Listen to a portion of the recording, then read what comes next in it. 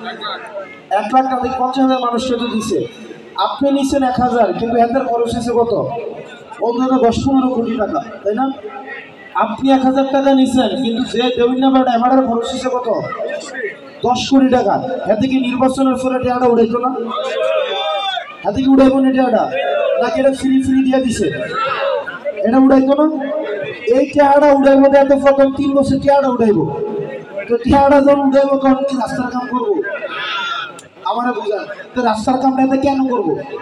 কারণ এত তো আপনি যখন চেয়ারম্যানের কাছে একটা কাম করতে যান, সহজ জিনিস, আপনি চেয়ারম্যান বানাইছেন, এরপরে যে জন্ম নিবন্ধনের কার্ড আনতে গেছেন, এতে 1000 টাকা থেকে বইতে না? এত যখন কয় আমি টিয়া দিতাম না, তোমার একটা চেয়ারম্যান বানাইলাম, এত আমি কি তোমার বোর্ডে চেয়ারম্যান হয়েছি? টিয়া দেওয়া হয়েছে, এতে কিন্তু কয় না? এরকম অভিজ্ঞতা আছে না? এই যে জন্ম নিবন্ধন, মৃত্যুর সনদ, তারপরে হচ্ছে চারিত্রিক সনদ, চেয়ারম্যান অফিস থেকে কত কিছু কাজ লাগে, এগুলো দেখেন একটাও কিন্তু ঘুষ ছাড়া হয় না।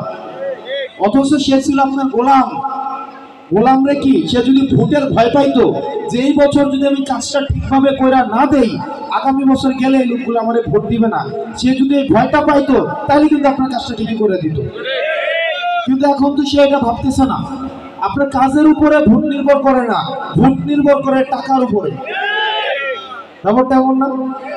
এবার দেখেন এই জায়গায় আমরা আমাদের অনেক সচেতন হইতে হবে। আপনি এনসিপি কে ভোট দেওয়ার দরকার নাই। আপনি এই যে দেবিদ্বারের যদি উন্নয়ন চান, আপনি যদি আপনার স্কুল কলেজগুলোর উন্নয়ন চান, রাস্তা দিয়ে যে হাঁটতেছেন, জামাত যে করে সেও এই রাস্তা দিয়ে হাঁটে নাকি? বিএনপির লোকটা এই রাস্তা দিয়ে হাঁটে, যারা আওয়ামী লীগ আছে তারা তো এই রাস্তা দিয়ে হাঁটে, যারা ভোট বেচছে তারাও এটা দিয়ে হাঁটে, আর যারা ভোটটা কিনছে তারাও এটা দিয়ে হাঁটছে। সবাই তো কষ্ট পাইতেছে নাকি?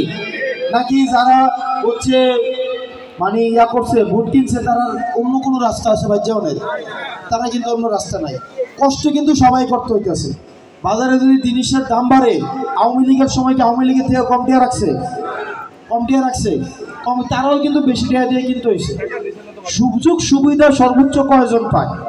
সুযোগ সুবিধা সর্বোচ্চ যারা নেতা পর্যায়ে থেকে তারা পায়। দেশ থেকে কারা পালাইছে বলেন? এমপিরা পালাইছে। এমপিরা বিদেশ গিয়ে ছবি দিতেছে না? নেতা কর্মীরা হচ্ছে এখন ফলানোর উপরে আছে, ফিডার উপরে আছে, এলাকায় ঢুকতে পারে না, আর নেতায় হানিমুনে গিয়ে ছবি দেয়। তাহলে আলটিমেটলি লাভ হয়েছে কি? কোন আপনারা? নেতার লাভ হয়েছে। নেতারে কি কেউ কিছু করতে পারছে?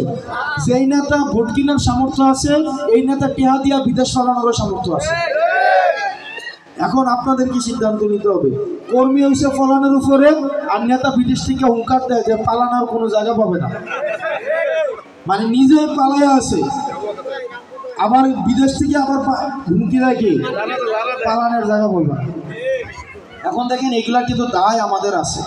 একটা কথা আছে যে আপনার কর্ম অনুযায়ী আপনার হচ্ছে নেতা নির্ধারিত হবে।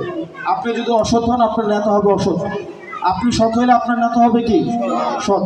এখন আমরা নেতা নির্বাচন করার ক্ষেত্রে আমাদের এই জিনিসগুলো হচ্ছে মূল্যায়ন করতে হবে। কারণ দিন শেষে এই রাস্তা আমাদের, স্কুল কলেজগুলো আমাদের। আমরা দেখছি আমার আব্বা আম্মারা দেবিদ্বার স্কুলে পড়ানোর জন্য আমরা গ্রাম থেকে শহরে চলে আসছিল।